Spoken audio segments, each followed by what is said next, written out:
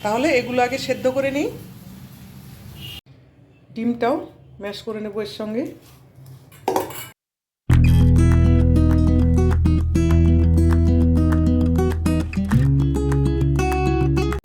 বানাবো হচ্ছে গিয়ে আলু, ডিম আর মসুর ডাল দিয়ে একটা সেদ্ধ মাখা বা চোখা যাই বলতে পারেন।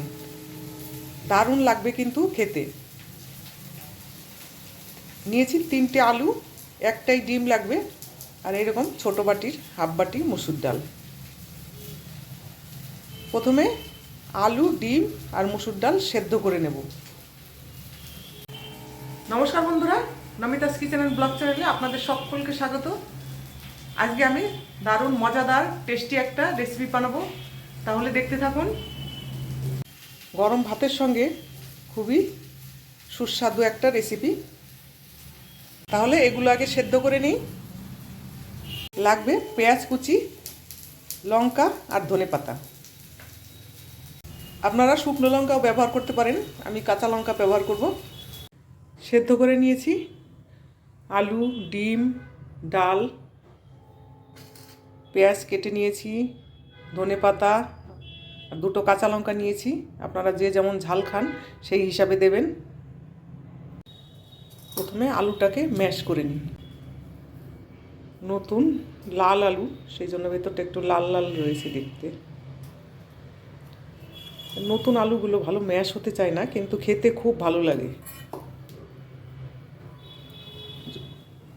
যত পুরনো হবে তত আলু ম্যাশ হবে। এখন তো একদম নতুন।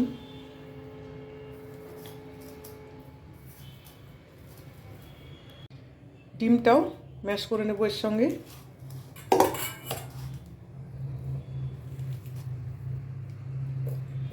দেব ডাল সেদ্ধ, পেঁয়াজ কুচি, ধনেপাতা কুচি,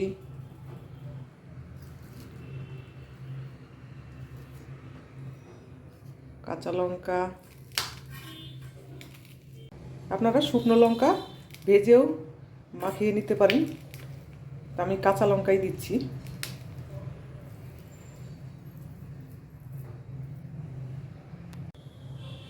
দেব পরিমাণ মতো নুন,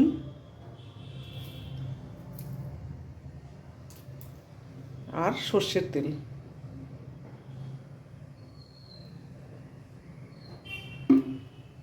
এবারে সব কিছুর সঙ্গে মাখিয়ে নেব।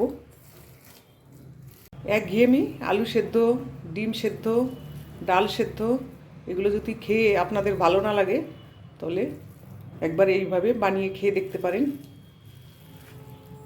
আর শীতের দিনে সেদ্ধ ভাতটা খেতে বেশ ভালোই লাগে। গরম গরম ভাত, সেই সঙ্গে এরকম সেদ্ধ বা ভর্তা, চোখা যাই বলুন।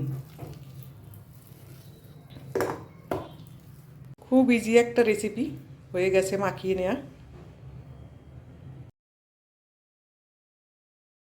তৈরি হয়ে গেল নতুন স্বাদের ভর্তা বা চোখা বা সেদ্ধ মাখা। আমার এই ইজি রেসিপিটা আপনাদের কেমন লাগলো অবশ্যই জানাবেন।